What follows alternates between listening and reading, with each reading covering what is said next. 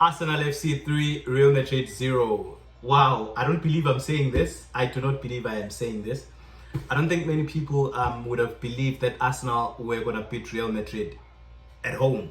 Looking at Real Madrid, you know, when Real Madrid get to this stage of this competition, they practically own this competition. So when they get to these stages, they become more lethal than we've ever known.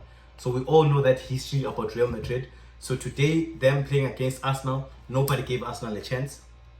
Even Arsenal fans themselves did not give them a chance against Real Madrid. And for them to beat them 3-0 like that, and also, it could have been more than 3. It could have been more than 3. We also saw Jude Bellingham also, you know, stating the fact that they were lucky. They lost 3-0, and he still believes they were lucky because they could have lost that game 5-6 goals to nothing.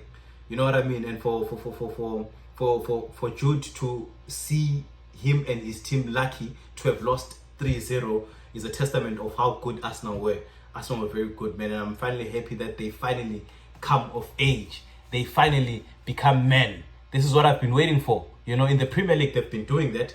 We see how they gradually built their squad mentally and physically to be able to challenge against a team like City, even though they were not winning the league. But when they play against Manchester City, you're always getting a game. And at one point, they were just boys to Manchester City. But now when they play against each other, you can see that they also demand the same respect as Manchester City gets. Unfortunately, they haven't won any trophies, so it's very difficult for people to acknowledge them. You see how they bully Liverpool when Liverpool goes to the Emirates. You see how they just toy with them. You know, and this is what I'm talking about. So this is a team that is able to play against the big guns in the Premier League. Why is it difficult for them to be able to do the same thing in the Champions League? That's a question I've always had. You know what I mean? But finally today they finally proved me right. I've been waiting for them to show me this sort of game, and they've definitely done that today. I didn't see where Kylian was. I didn't see Vini. I didn't see Rodrigo, a player whom I admire, and I've always believed him to be underrated. Today he was nowhere to be seen. Jude Bellingham, that's a big game player. I always like his fighting spirit. Where was he today? He was nowhere to be seen. You know, that today was just all Arsenal. But also I understand it could be that Arsenal were playing home. When we talk about Real Madrid, whether they're home or away, in this stage of the competition, you always expect them to do something. And today they were just non-existent. They were non-existent. And I know now they're saying that they can't wait for the game to go to the Bernabeu. Anything can change, which is true. History would remind us that, of course, Real Madrid at the Bernabeu, they play better. You know, even though maybe their play is not better, but they always manage to get to grind out results. We've seen how they've done it against Manchester City, you know, 2-3 seasons ago, when they were able to, you know, change was it 2 goals or 3 goals deficit, and they went on to win that game. So these are players that can be able to change anytime, and they can do it in 5 minutes. They can do it in 10. You know, you can be able to play a game plan. You know, like you can be able to keep the game plan until the 80th minute. When you think the game is done, in 5 minutes, anything can just change.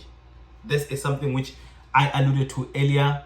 Was it last week? I think when they had played against Fulham, Arsenal were winning 2-0. And around the 80th minute, they started being too comfortable, complacent, and they were able to concede 1 goal. Could have been 2-2 actually in that game, but they conceded 1 and they were able to hold on until the game ended. And in that complacency, I'd warned them that if they are to beat Real Madrid, these are certain things that they're going to have to change. There's a mentality shift that needs to happen. They need to be 100% switched on. No mistake until the very last minute. And today is exactly what they did. I mean, Gabriel wasn't there, a partner to Saliba. You know, others believe them to be the best partnership in the Premier League for the past 3 seasons. And one is thinking, since Gabriel is not there, Arsenal, well, when Gabriel is there, people don't believe Arsenal have a chance, right? Maybe like they don't have 100% or 50% chance they don't have it. But now without Gabriel, it's like 90% chance Arsenal have no chance against Real Madrid. It's over for them, right? And Gabriel is not there, and they win 3-0 at home.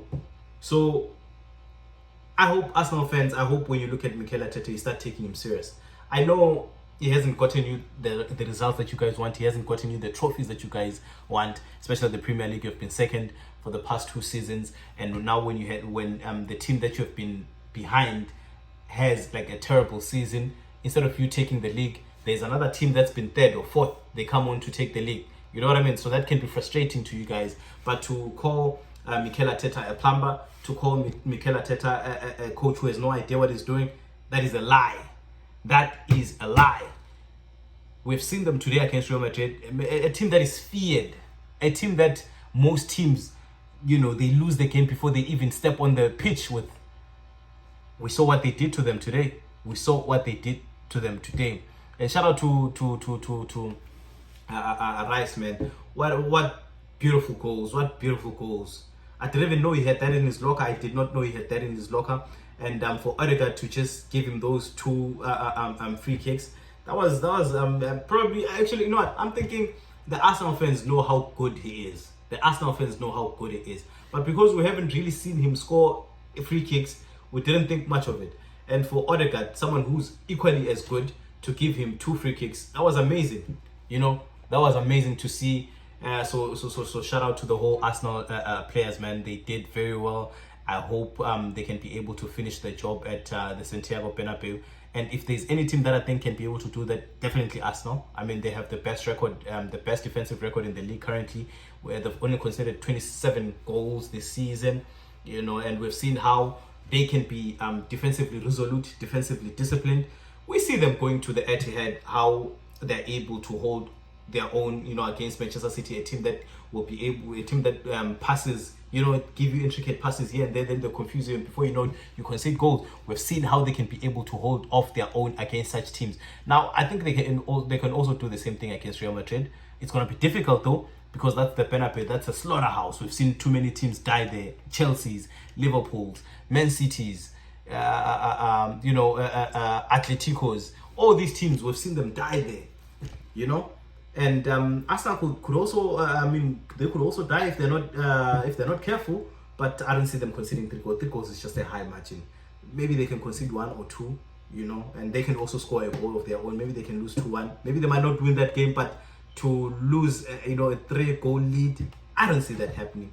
Arsenal, are definitely gonna go through in this tie. I believe that. Sincerely, I believe that. But the journey to the final is still long, man. They still have PSG or PSG are playing Aston Villa, right? Yes, they still have Aston Villa too.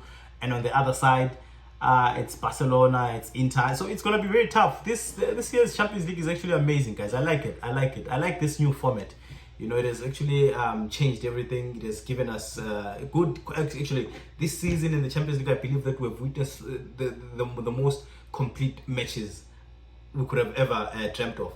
Of course, at first we were not warming up to the change, but now that we've witnessed everything that we have, I think this was the best thing they could do. And I like them for the fact that they're able to change with the times. If you keep on doing the same thing over and over again, it gets boring and tedious at times. But for them to change that, look at us today. We are happy. We're getting good games every week, and that's that's amazing to witness. So kudos to Arsenal, man. What they did is amazing. What they did will be remembered. Kudos to Rice too for those free kicks, man. He played very well. The whole Arsenal squad played very well. Shout out to Saka, man. Saka is a good player. Saka is a good player. And for him to play like that, against the likes of Rodri, the Vinis, the Rodrigos, the Judes, of this world, people that get recognition like that, and for him to play like that, that was amazing, man. Please, guys, do not forget to like and subscribe, and see you again tomorrow when we watch the PSG versus Aston Villa game. Bye.